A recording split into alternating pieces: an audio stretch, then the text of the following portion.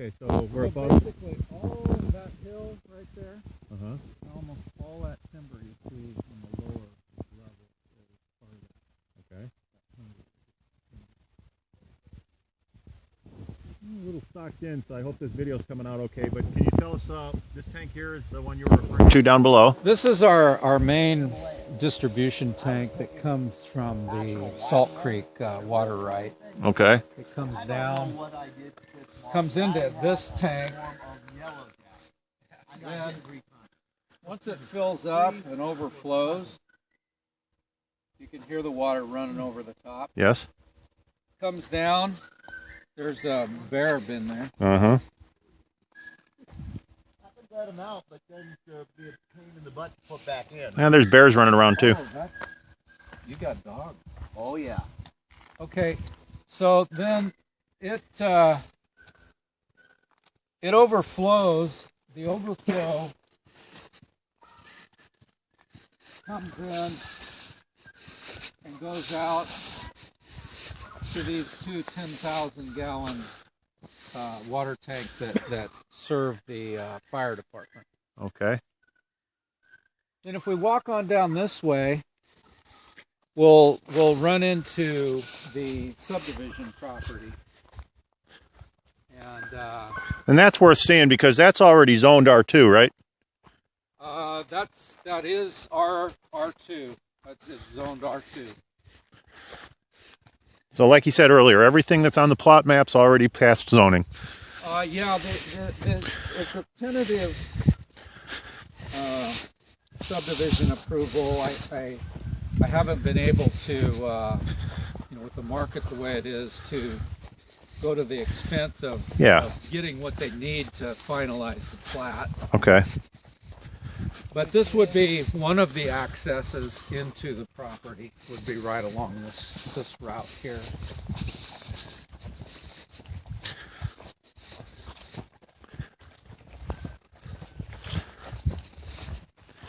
Just for the sake of getting some reference points here, where does the property end to our right now?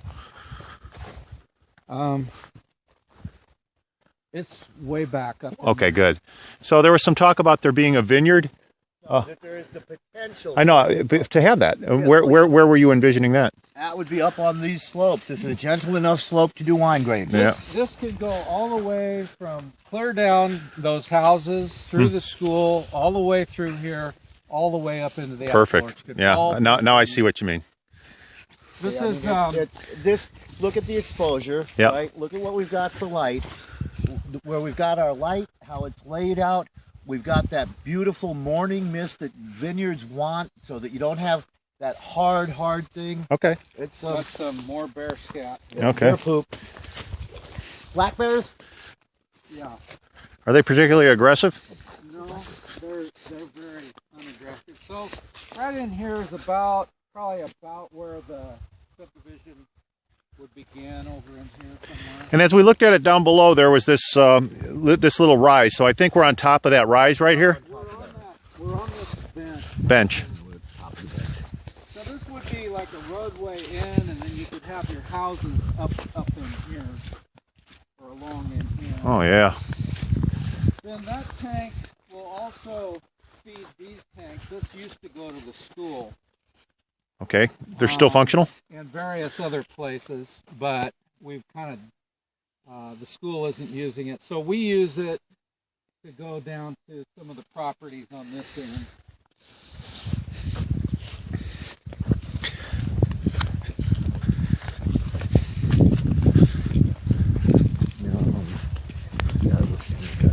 It's been a couple months since I've been able to mow, because you can't mow when it's too dry or you'll start a fire. So. Which you've already had enough of up here. Yeah, I think Garrett said that the other side of that ridge over there, that it was about 1,000 feet down, that the fire stopped. well, you can see it right there. Yeah, you can see it. Absolutely. Oh yeah. You guys dodged a bullet. I even see they wrapped one of the buildings over there. This is that big field down behind the store and the post office that you saw from below. Hey, Bear. We're coming. We're coming. As long as you make noise, black ones will usually run. There's enough of us. Just remember, if a grizzly's after you, you only have to be able to run faster than your buddy. I've heard that. I don't want to test it. So, who here would be safe, I wonder? Well, if it's a black bear, I'm pretty much going to be okay because I can get up inside impenetrable stuff quickly.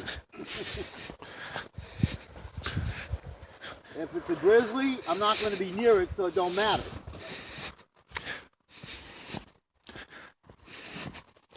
If it's Kodiak, it might be after revenge for his cousin, so I definitely don't want to be around it. So this goes down to the edge of that open field down there. Okay. That's where they used to grow, stuff and graze their horses. And see, this highway, Highway 227, is called Tiller Trail Highway. This was the main route south from north. Okay. You didn't go down through Grants Pass and up over. You came through here and around Got to it. go to Nevada and California and Utah and Eastern Oregon. That was the Southern- heyday. This was the way you came. And isn't that, I remember I was looking at a place out toward Trail as well. Isn't that because it used to be, it started out being that was the native trail. And then as white man came along, he followed that same trail. Right. Don't know if it's true, but This is all part of the subdivision potential development here. And then I just want to show you this real quick. The water line comes through here.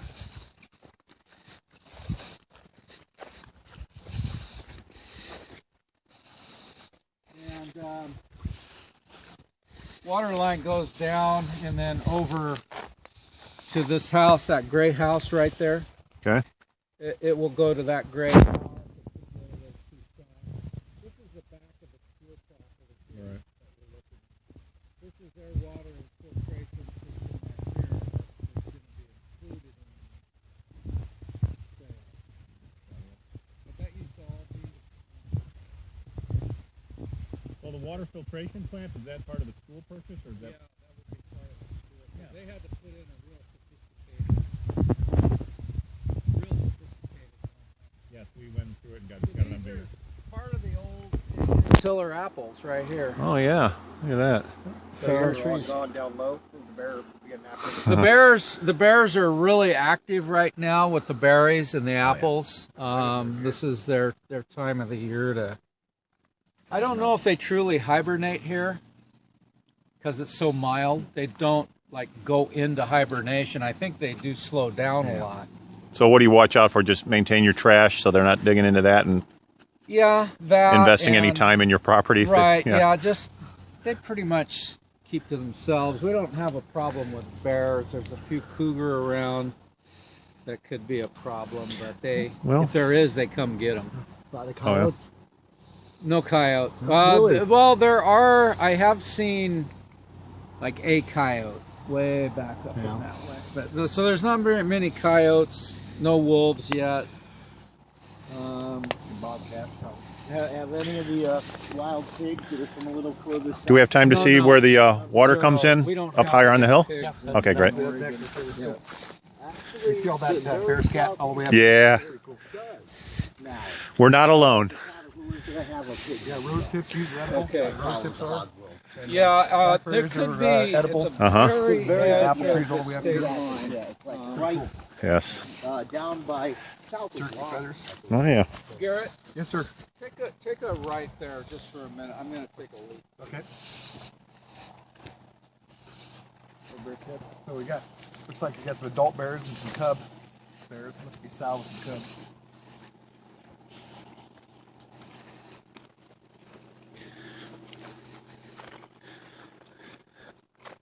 Yeah, really the only time you have to be concerned about black bears You don't want to get between a sow and her cub, Right. or a wounded black bear. Other than that, they're gonna be scared of you. Okay. Sometimes a little bit in the fall, you got to worry about bears drunk on rotten fruit or rotting fruit. But if you see it here, like back in there, you see where it's all stomped down. That's bear sign coming through. There's a bear that got into some kind of a. Looks like a bear got into trash. Someone's trash. Yeah, tinfoil. Well, we'll get them all high on medical. Which reminds me, I heard you talking to Lewis about medical. Because he's the one who mentioned it. Oh, really? Yeah, he said, these guys are going to come through here. They ought to be growing. I go, well, we like to grow, but we like to grow with aquaponics on sustainable systems and set these examples. Here's a good example. There's this old mattress in here, and Rick was telling me that if there's no fabric left out of it, there's no mattress, and it's spring. His home, and he'd get up and take off Walter. And I can't say I blame them. These are some smart bears. Yeah, absolutely. Smarter than the average bear, you could say. Yeah, this is a pretty special project. Yeah, these are like this right here. You tried those yet? These are awesome. Oh my, guys. Is that a blackberry? Mm-hmm. Yeah, the blackberries are right in season. Mm-hmm. Awesome. Yep, I made a pie out of some that were growing alongside my house last week. So you have the blackberries and you have the kitchen. Yeah. Guys, that is the most delicious blackberry. I'm here to tell you. And it's been long enough since it was. When was the last time the land was worked? As far as like farming and stuff. The reason I'm asking is Well, there may have been a few cattle or horses in here 15, 20 years ago. okay, but it's been long enough that we shouldn't have any problem getting it certified organic. It's been fallow long enough. Oh, at least 20 years. Oh, well then we're there. So this would be the edge of the R2 development? Down there. I see. This would be kind of a common ground, Okay. and this would be where you would have your septic system. This would all be underground. Is that currently where the school's leach fields are? Or are they back here? They're back here. Okay. This would be proposed septic drain field area. Got it. down Yeah, here. that makes sense. And this has good soil and drainage, so you probably get a standard system. On this corner of this field is a spring, a developed spring that always is full. There's an old home site over there next to that big tree. Is it just foundation now, or? Yeah, just a flat concrete slab now. Okay. And that's one of the old original apple trees right there. Mm-hmm. Now, what's the story on the greenhouse that's run down next to? It's just used to be the store. Yeah. It used to be a residence. It's just an old building that has practically, probably zero value. Yep. Yeah. I mean, it could be. Does it have any of the old built-ins that could be salvaged out of it? It's got a lot of old pine out of the old pine mill. Right. It's got a lot of salvageable stuff. If you wanted to jack it up, put a foundation under it, it could be restored. It could be it's a historic old home. Yeah. So someone told me that the White House, that's where your sister lives, at one point one of the chiefs of the Cow Creek. Yeah, one of the old original 7 Cow Creek families used to own that property. This was their ancestral land at one time, huh? This was the heart. Matter of fact, they wintered right here. Wow. They would winter here, and then in the summer, they would head up into the high country, up where the falls are, and up into the Umpqua Divide, which is where the Cascade Mountain Range is. Mm-hmm. You have an Umpqua Divide, which goes up to that peak, and then you have the other side of the Cascades going to the east. Okay. So they would go up in that area and hunt and gather, but they would winter down in here. And how did they lose the land? Was it over a grab? Okay. Through a treaty in 1853. Okay. They gave. Was it part of the Douglas Treaty? No, it was a specific Cow Creek band treaty, Yeah. and they basically ceded, I don't know, probably 8 million acres of land for $1.5 million.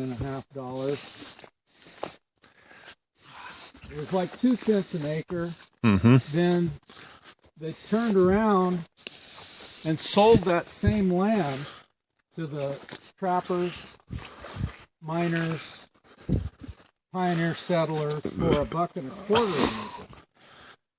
So in the early 80s, they got a settlement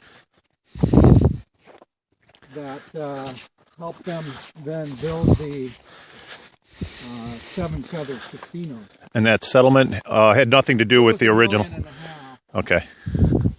And they got that money, and then Was the settlement tied into their original purchase agreement from 1815?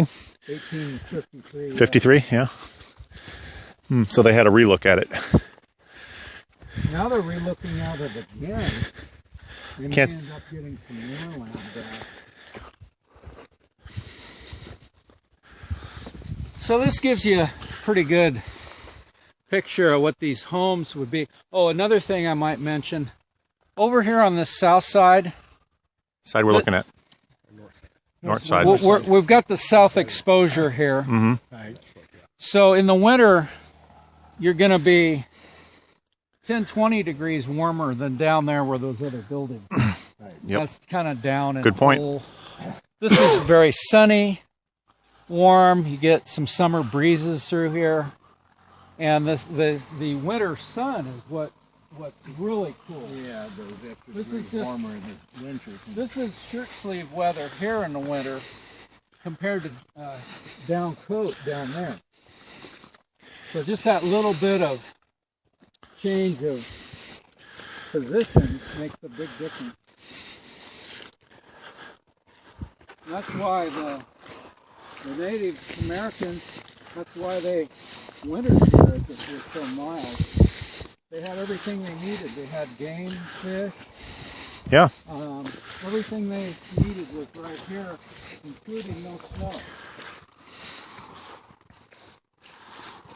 And that's why this is kind of unique.